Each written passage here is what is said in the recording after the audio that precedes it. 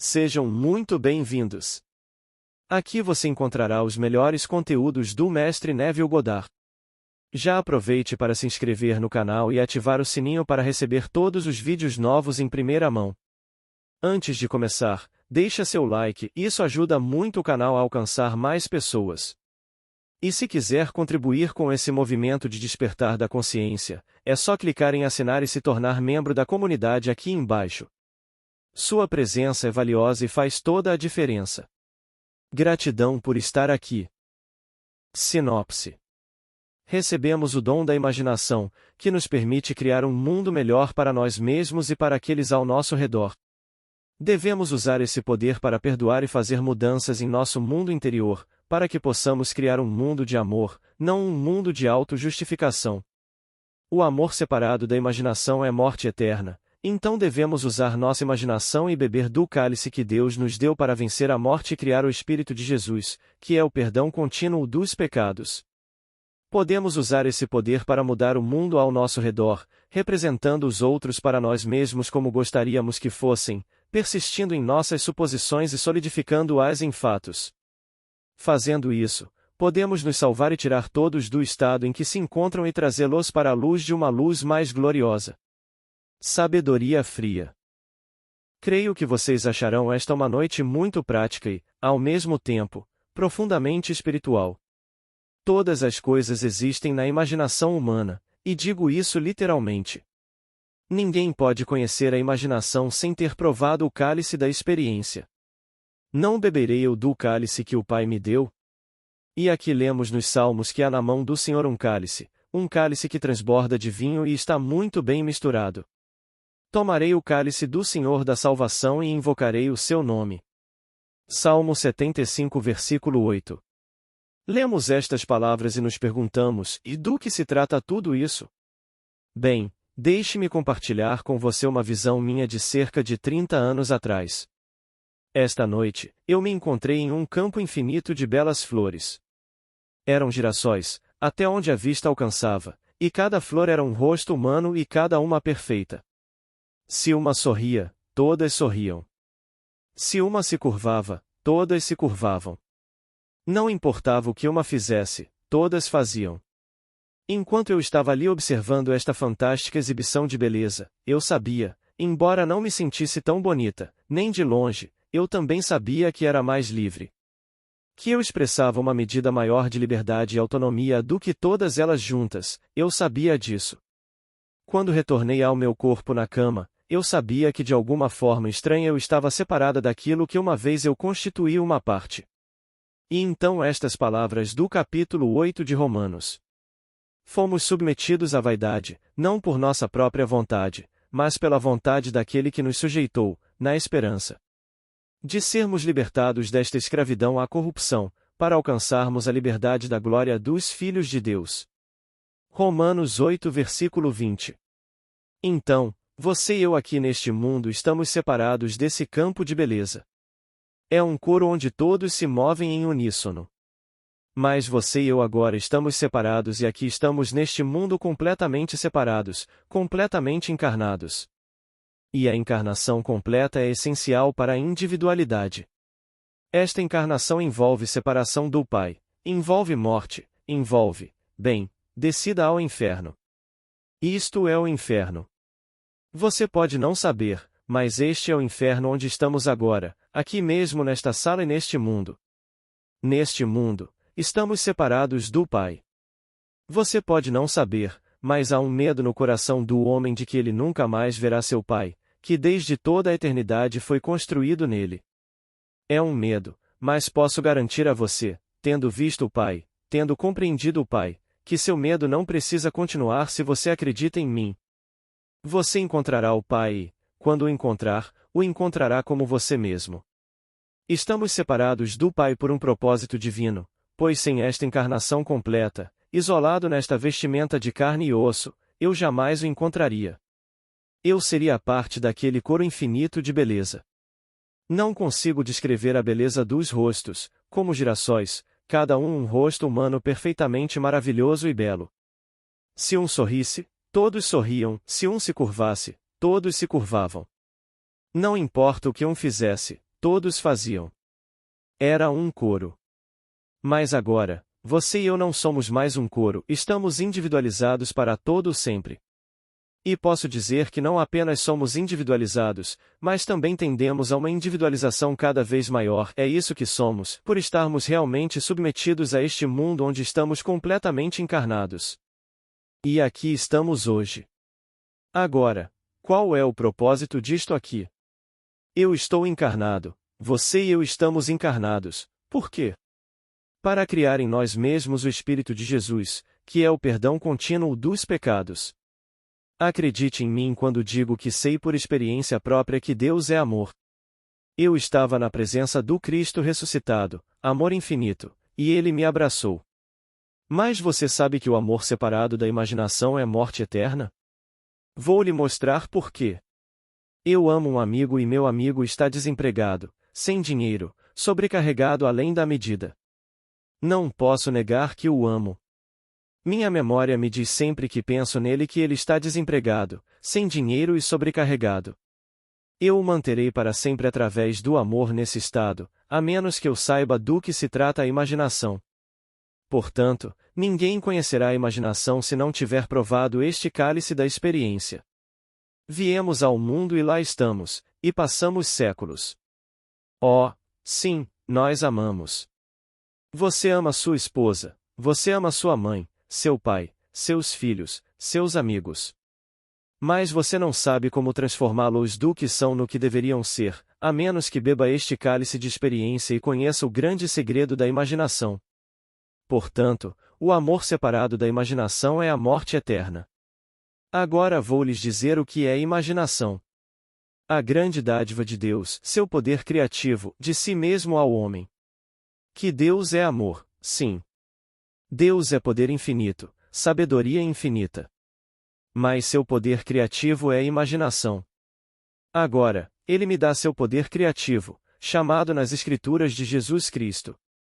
No primeiro capítulo das cartas de Paulo aos Coríntios, e Cristo, poder de Deus e sabedoria de Deus. 1 Coríntios 1 versículo 24. Então, vejo alguém que amo-o profundamente, e ele está, como eu disse, desempregado, sem recursos, em grande necessidade, envergonhado, sem roupa. Eu ainda o amo, mas agora, deixe-me pegar o presente que Deus me deu, exercitá-lo e representá-lo para mim mesmo como eu gostaria que ele fosse, empregado remuneradamente, feliz, sem dívidas. Deixe-me persistir nesse estado imaginativo em relação ao meu amigo. E se ele agora se conforma a isso, se o mundo agora se remodela e o molda à semelhança de alguém que tem um emprego lucrativo, que ganha tudo o que precisa e não tem dívidas, então eu descobri o segredo mais maravilhoso. Esta é a história do filho pródigo. Havia 2 filhos, e um deles, o segundo, disse: Dê-me o que é meu. Deixe-me ir para o mundo. Então, ele foi para o mundo e simplesmente perdeu ou desperdiçou tudo. O primeiro não saiu de casa.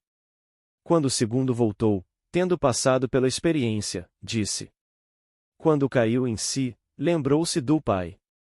E então voltou, e o pai lhe deu a túnica, o anel e preparou o bezerro cevado para uma tremenda e alegre recepção em homenagem ao filho que retornou. O primeiro reclamou, e disse ao primeiro que reclamou: Filho, você sempre está comigo. Você nunca partiu. Você nunca se desligou deste mundo. Você está sempre aqui, e tudo o que é meu é seu. Lucas 15 versículo 11, 32. Mas ele nada sabia sobre o poder da imaginação. Tudo era seu, mas ele não sabia como se apropriar disso. Você, esta noite, poderia ter $1 bilhão no banco e morrer de fome, se não soubesse que tem $1 bilhão no banco. Se tudo é seu, mas você não soubesse, jamais se apropriaria de 1 centavo no mundo e morreria de fome, morreria desonrado. Então, tudo o que é meu é seu, foi o que ele disse ao filho, mas você está sempre comigo. Você nunca saiu. Você nunca se afastou do Pai. Você e eu nos afastamos do Pai, nós saímos. Não o fizemos voluntariamente, não por nossa própria vontade, mas pela vontade daquele que nos sujeitou a este mundo de futilidade na esperança de que nos tornássemos livres e libertos deste mundo de decadência, pois tudo morre aqui, morre, decai, e obteríamos a liberdade gloriosa dos filhos de Deus, para exercer este poder da imaginação. Romanos 8, 20.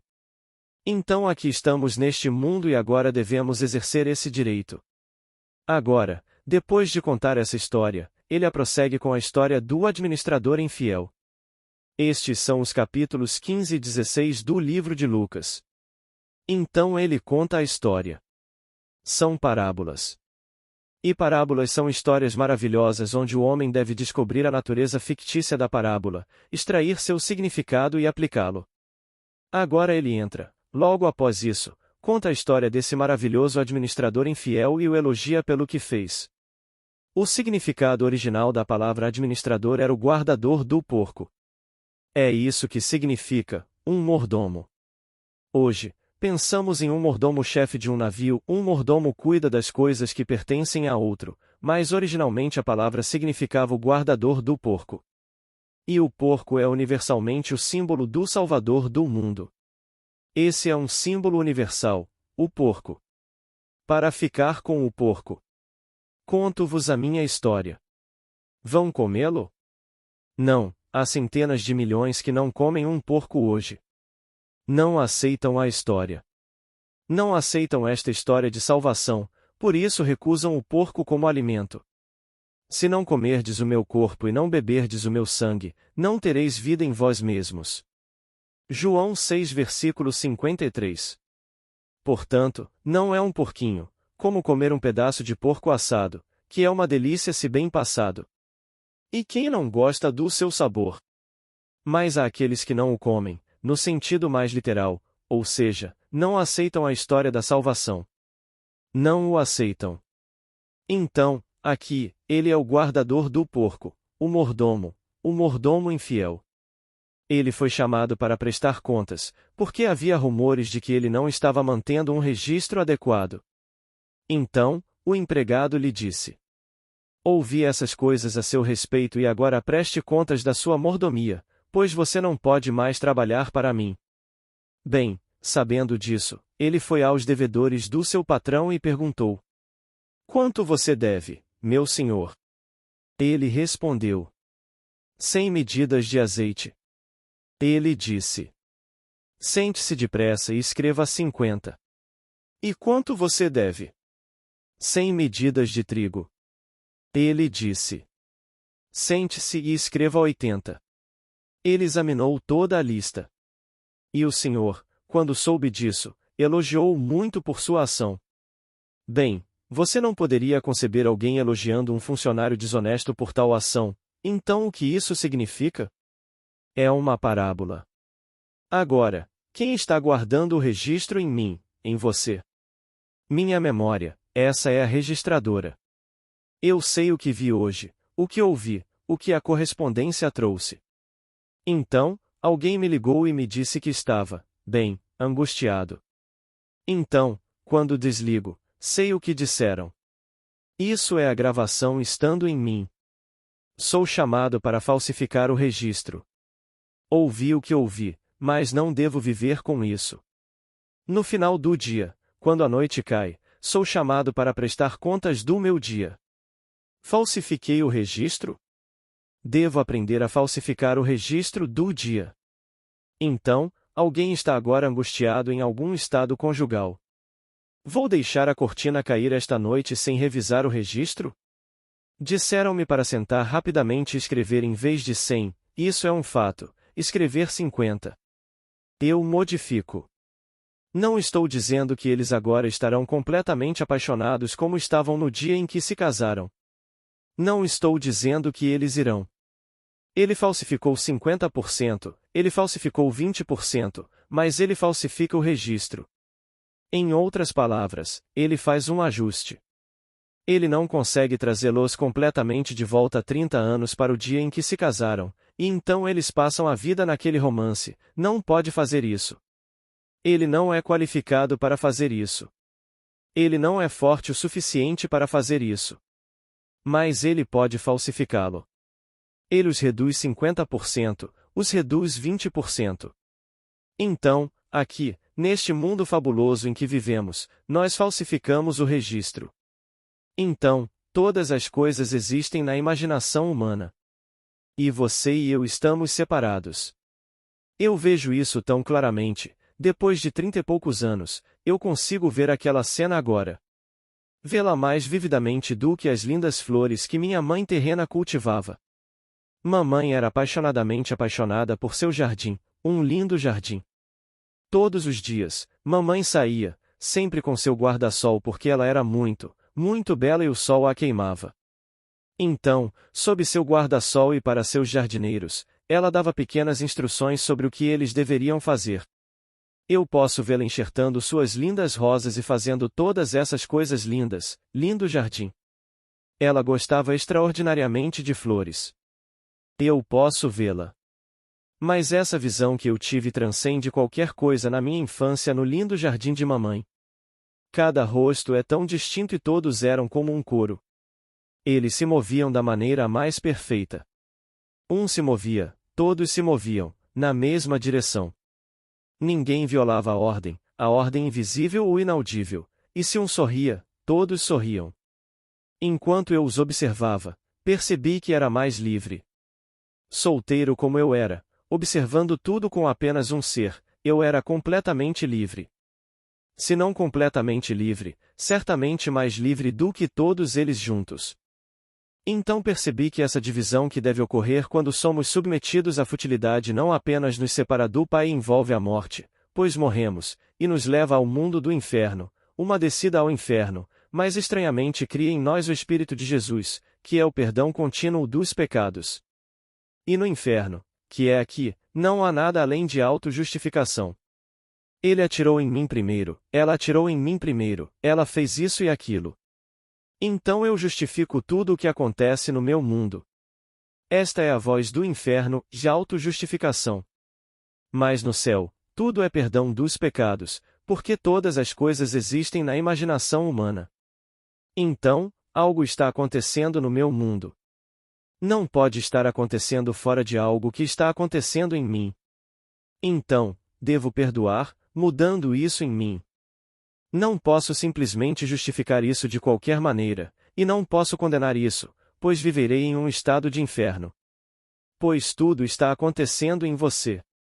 Você agora está separado do Pai, mas, permita-me dizer-lhe, não se desespere achando que nunca mais o verá, pois ele está construído desde toda a eternidade em você. E você o encontrará. Você o encontrará quando Davi estiver diante de você e você o reconhecer como seu filho. Ele estará diante de você e você o chamará de filho. Ele o chamará de Pai, Adonai, meu Senhor. Não é um Davi, é o Davi eterno que foi estabelecido no princípio dos tempos, que foi realmente colocado na mente do homem antes que o mundo existisse. E então, você e eu fomos simplesmente desapegados. Foi simplesmente um ato de amor, embora não pareça assim, quando você e eu fomos desapegados daquele campo infinito de beleza e então submetidos à futilidade, não por nossa própria vontade, mas pela vontade daquele que nos sujeitou, que pretendia se entregar a nós. Para isso, tivemos que ser individualizados. Então, a encarnação completa, onde estou isolado, estou completamente encarnado e me considero Neville e me considero membro de uma família. Mas eu não sou a família, sou membro da família de muitos irmãos, uma irmã, e tenho amigos, e tenho uma esposa, e tenho filhos. Mas estou isolado, completamente separado, e essa encarnação completa foi essencial para minha própria individualidade. Que eu então começasse a despertar, e despertando, eu sou aquele que me sujeitou. Eu me torno o próprio ser que o mundo chama de Deus Pai. Então esta é a grande história como eu a entendo a partir da minha experiência pessoal e das minhas visões, e então eu a comparei com as palavras das Escrituras. Então, esta noite, peço que você tome a sua própria e maravilhosa imaginação humana e a exercite. Traga não apenas os seus amigos, traga a si mesmo, porque eles são todos vocês. De qualquer forma, leve todos e coloque-os na luz que é uma luz mais gloriosa do que aquela onde você os encontrou. Não diga. Bem feito para eles, você está justificando. Porque todas as coisas existem em você, não está lá fora, está tudo em você. Então, se você falhar 1000 vezes. E até quando? Quantas vezes, Senhor? 70 vezes 7. Não beberei eu o cálice que o Pai me deu? Bem, quantas vezes devo perdoar ao meu irmão que peça contra mim? Bem, posso lhe dizer, no Salmo 51, versículo 4, você não pode dizer que é pecado de nenhuma outra forma além desta. Contra-te, Senhor, contra-te somente pequei, e fiz o que é mal aos teus olhos, portanto, o teu julgamento, a tua justificação, está em ordem. Você me julgou? Bem, quem é este ser contra quem pequei? Seu nome é Eu Sou. Tudo bem, seu nome é Eu Sou. Contra-te somente pequei, e fiz o que é mal aos teus olhos.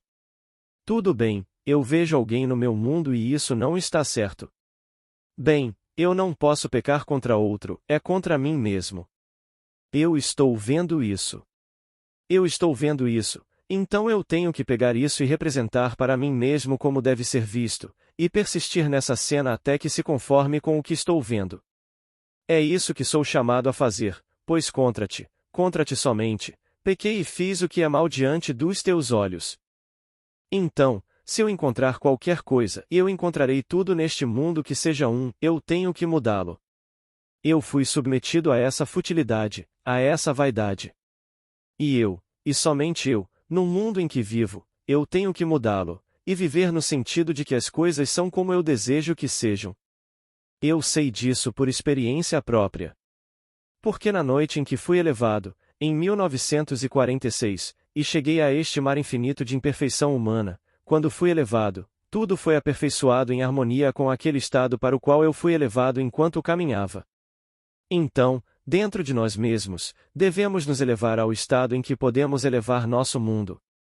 Porque tudo neste mundo é você empurrado para fora, é tudo você tornado visível.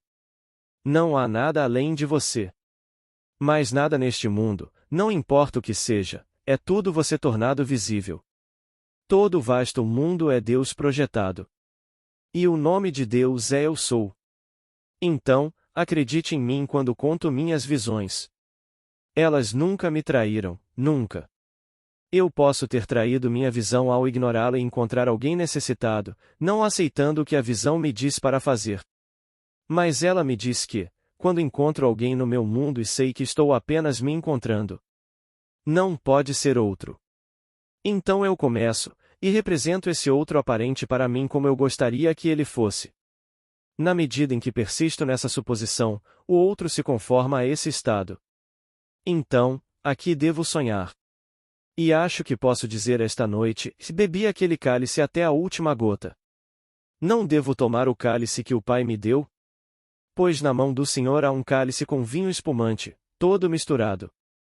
Sim, eu não evitei nenhum personagem no mundo, interpretei todos eles, interpretei todos os personagens, o branco, o preto, o amarelo, o rosa, o vermelho. Qualquer cor que houvesse, eu a interpretei. Quando ele foi honrado ou desonrado, eu a interpretei. Interpretei todos os personagens do mundo, e disso eu sei. Então posso dizer que todos no mundo estão interpretando todos os personagens. Se você não os interpretou, você vai interpretar. Mas deixe-me assegurar-lhe, porque você está aqui e ninguém vem a mim a menos que meu Pai o chame. Você está aqui, e eu cheguei ao fim da estrada, e eu o chamei porque meu Pai em mim o chamou. Você também interpreta os papéis, você os interpreta a todos. Comece agora a pegar cada ser em seu mundo e transformá-los na forma de amor. Mas o amor separado da imaginação é morte eterna. Sim, você pode amar alguém eternamente, amá-lo para sempre, mas você pode mantê-lo nesse estado para sempre, sem saber que ele está em um estado e apenas um estado. Então, tire-o pelo uso da imaginação. Mas ninguém conhecerá a imaginação se não tiver provado o cálice da experiência. Então, aqui estamos neste mundo de experiência para um propósito divino. É o mundo do inferno, este é o inferno. É o mundo da morte, esta é a morte. Mas agora você o pega, bem aqui, e vence o último inimigo do mundo, que é a morte. Então, alguém parece ser ignorado para sempre, esqueça. Você, em sua mente, o representa como alguém que é conhecido, desejado e amado, e o vê se conformar a isso. Traga-o para fora desse estado. Traga todos para fora do estado. Você dirá: bem, o que vai acontecer comigo? É você mesmo. Você está se salvando. Então não se preocupe com o que vai acontecer comigo. Posso lhe dizer, as coisas acontecem. É tudo seu. Ele disse ao primeiro filho: tudo o que é meu é seu. Mas o filho não sabia disso. Ele não estava desapegado, ele não estava separado do pai. Então ele não podia se apropriar. Nem mesmo de uma criancinha. Ele disse: ele nunca me deu um cabrito para que eu pudesse festejar com meus amigos. Mas ele disse: filho, tudo o que é meu é seu. O filho não sabia disso. Mas aqui, seu irmão, ele estava morto, pois a separação de Deus é morte, e ele está vivo. Ele estava perdido e foi encontrado. Então a semente teve que ser desapegada do pai, cair na terra, para ser vivificada. Pois a semente, se não cair na terra, fica ela só, mas se cair na terra e morrer, então produz muito. João 12 versículo 24. Assim, a semente, que é o poder criativo de Deus, a sua própria e maravilhosa imaginação humana, cai na terra dentro de você. Este corpo é a terra vermelha, chamada Adão. E então, ele se torna vivo. De repente, ele começa a despertar e percebe quem realmente é. Ele encontra o amor infinito. Mas sem o poder da imaginação e separado da imaginação, o próprio amor é morte eterna. Então, aqui, atravessamos este nosso mundo fabuloso, transformando-o para se conformar, sim, a uma coisa amorosa. Mas você não pode mudá-lo sem a imaginação. E você pode imaginar. Todos podem imaginar. Então, deixe o mundo ir, deixe-os passar. Não tente de forma alguma. Seu mundo, falando do seu mundo, e mude o seu mundo, e prove este poder dentro de você. Então você saberá o que é beber o cálice que o Pai lhe deu. Não devo bebê-lo até o fim? Eu beberia. Posso lhe dizer que já desempenhei todos os papéis na minha cegueira quando desapegado. Mas foi o amor infinito de Deus quando ele me desapegou de si mesmo e me permitiu cair, por assim dizer, pois esta separação de Deus é uma forma, e ainda assim é o começo de uma nova criação. Então, eu caio, como a semente cai do homem, e ainda assim é o começo de uma nova criação. E então aqui, nós caímos e então começamos uma nova criação. E Deus em nós se entregou nesta maravilhosa imaginação humana. Então, esta noite você aceita. Você aceita a si mesmo, começa consigo mesmo. Disseram-lhe para começar com Jerusalém. Agora, quem sou eu? Onde estou? O que sou eu? Bem, eu não gosto disso. Tudo bem, deixe-me começar por aí. Então, represente-me para mim mesmo como o homem, como a mulher que eu gostaria de ser, e persista nessa suposição. A suposição, embora no momento seja negada pelos meus sentidos, negada pela razão, se eu persistir nela, ela se solidificará em fato. Então é isso que somos chamados a fazer, e isso é simplesmente aceitar o dom de Deus. Ele me abandonou. De que adiantaria eu ser abandonado sem o dom do seu poder criativo, chamado nas Escrituras de Jesus Cristo? Ele é o poder de Deus e a sabedoria de Deus. Então, eu posso ser abandonado. Ele me abandonou por amor, pois ele é todo amor, mas ele me abandonou.